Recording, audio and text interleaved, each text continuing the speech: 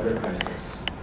As Deborah just told you, our research collective came together to document the social consequences of emergency management and austerity policies in Detroit, and in particular to document the racial inequities of those policies, the way in which those policies are perpetuating systemic and structural forms of racism that shape access to wealth, jobs, education, security, health, and so many other social and economic rewards and resources. And the work that we're going to share and celebrate with you today deals with perhaps the most fundamental of those resources, which is, of course, water. We started with water because the communities that we are working with and working for are contending with a water crisis, a crisis that's taking the form of a campaign of water shutoffs.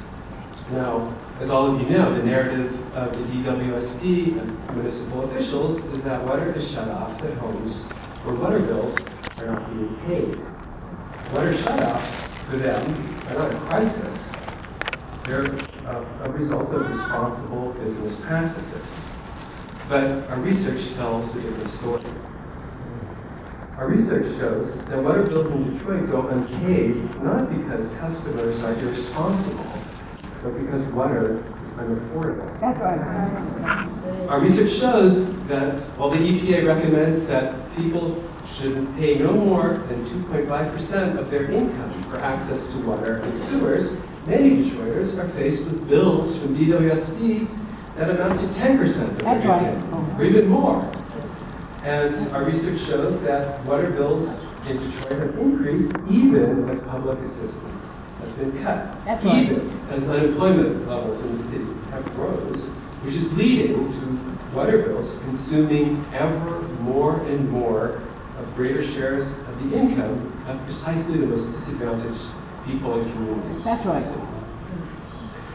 Our research shows that in southeastern Michigan, the severity of policies affecting customers who are late on their water bills corresponds to the race of the water authorities' customers. And what this means is that water authorities in suburban municipalities offer much more lenient late payment options than the DWSD offers its customers in Detroit. Our research shows that in some suburban water authorities don't even allow water to be shut off at all, as if they recognize that water is a human right, and not just a commodity. Our research shows that the DWSD, which of course has been paid for by the citizens of Detroit, has for decades been used to support the growth of suburban municipalities. And that despite constant accusations from suburban and regional officials that Detroit overcharges suburban customers for water, the reality is different. That's right. The reality is that DWSD sells water at reduced rates to suburban water authorities, who then mark up that water, sell it to their customers, and retain customers. That's it.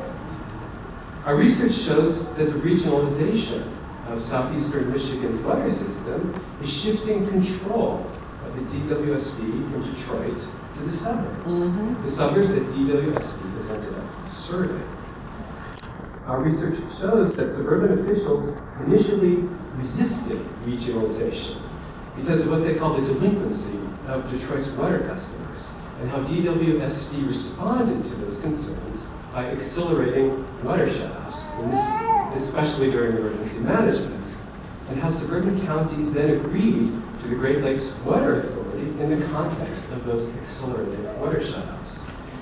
And perhaps most consequentially, our research shows that what the DWSD and suburban officials are presenting as a sound business practice is, on the ground, something else entirely.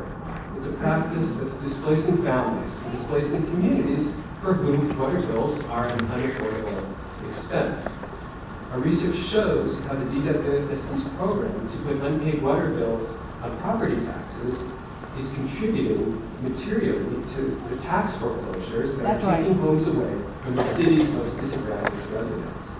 So in short, we show how access to safe, clean, affordable water in southeastern Michigan is shaped not by the status of water as a human right, but by the race and the class of water consumers, which is, of course, a human wrong. But it is a wrong that has been ignored or even denied by the municipal officials and municipal institutions that are responsible for the welfare of Detroiters. And here it's relevant to note that we and our colleagues have had to submit multiple FOIA requests to DWSD to get data on the location of water shutoffs, on the number of water shutoffs. And that the data that we received from those FOIAs was not only not consistent across the different FOIAs, but it was not consistent with the data in the director's reports of the DWSD. Now, one could draw many conclusions from these discrepancies. One conclusion is that an important aspect of the water crisis is withholding information about that crisis. Another conclusion is that direct action can yield that data that can enable communities in Detroit to take control of their own neighborhoods, their own lives, and indeed their own city. Our research, we hope, is part of that mobilization, and Emily is now going to take you through that research in some greater detail.